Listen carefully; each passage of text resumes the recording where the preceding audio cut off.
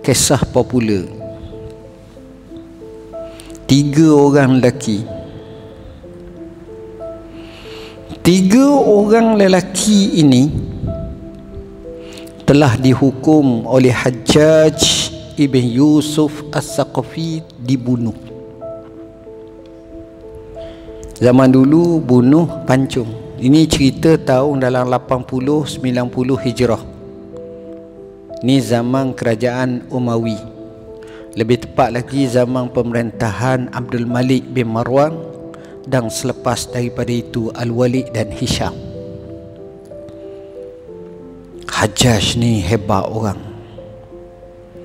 Dia terlalu setia kepada pemerintah,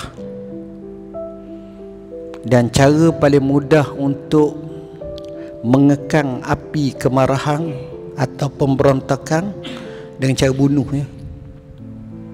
Kalau dia tengok satu kampung, satu daerah negeri itu nak memberontak, dia hantar surat, inni ara ru'usakum qad aina'at fahana qatafuha. Aku tengok kepala-kepala kamu sudah masuk, sekarang sudah sampai masa untuk memetiknya. Itu bahasa. Dia tasbihkan kepala manusia itu macam buah sudah nak masuk. Jadi maknanya aku bunuh kamu. Itu bahasa. Orang takut dia. Nanti kita cerita kisah Hajjaj ni. Hajjaj ni orang kecil je tuan, tapi hati kering. Dia ada jasa. Banyak juga jasa dia. Antaranya pembinaan Masjid Umawi yang terbesar di Syam dulu, dia juga ada saham. Jami' Umawi di bandar kota Damsyik. Antaranya kita nak baca Quran, ada baris ataupun ada titik, dinisbahkan kepada dia yang buat. Ada jasa dia pun. Baik. Bila 3 orang nak kena hukum bunuh ni, maka yang nak bunuh ni bagi tahu kat setiap orang apa kehendak kamu yang terakhir. Seorang jawab, saya ingat saya nak temu mak saya nak pergi peluk dia, saya nak kucuk dia, dan saya nak minta maaf banyak-banyak. Maka dia bawa temu mak, menangis 2 beranak, peluk gini, maaf. Akhirnya ditarik. Kemudian selesai tu, sampai satu tempat, dipancung, mati.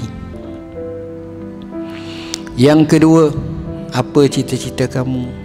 Cita-cita saya nak semayang. Sebagai amalan terakhir di dunia saya nak semayang menghadap Allah. Dia pun diizinkan semayanglah 5-6 rakaat, 6 rakaat ke 8 rakaat ke, sampai semayang. Sudah semayang sedia, lalu dipancung sampai mati. Yang ketiga, apa cita-cita kamu? Apa kehendak kamu yang terakhir? Yang ketiga ni jawab,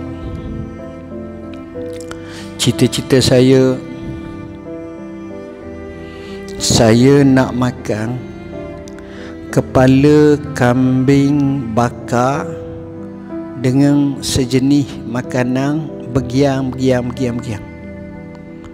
Rasa teridam sangat, mengidam sangat, nak sangat tu. Oh gitu. Maka dicarilah kambing. Cari, temu kambing. Lepas temu sembelih. Lepas sembelih ni celor tu, dia kena bakar dulu sebab dia ada rambut. Kambing tu ada bulu kan, dia bakar dalam api. Sudah bakar tu kiki. Sudah kiki tu dia celor pula biasanya. Kalau ni cara Arab lah, cara Arab. Saya tak cakap cara Melayu, hak yang saya tengok dia Arab macam tu lah. Sudah pada tu pula masak mengikut apa yang dia kehendaki. Ambillah masa dalam 2-3 jam, dan seumpamanya sebab nak cari ni, akhirnya siap terhidang untuk dia diberi makan. Jadi proses tu lama sikit. Sedang perjalanan proses itu, tiba-tiba dengar berita Hajjaj bin Yusuf As-Saqafi mati. Jadi dia tak dikenakan hukuman.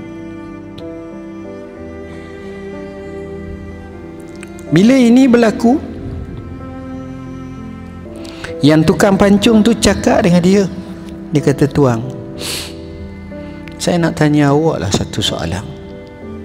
Apa dia? Setakat kerja saya duk bunuh orang ni, tuanglah satu-satunya yang minta permintaan yang pelik. Yang lain tak ada minta macam ni kecuali tuang seorang je yang minta dengan permintaan yang pelik macam ni. Jadi boleh tak saya nak tanya, kenapa tuang minta siapa mengidang daging kambing berdoa lalu dengan kepala pula dengan begini. Dia jawab, saudara, saya bukan mengidang sangat pun. Saya tak mengidang. Tapi bila saya katakan saya nak begini makanan tu, saya tahu untuk nak dapatkan makanan macam tu, nak jadi ni dia akan ambil satu proses. Proses itu lama. Satu.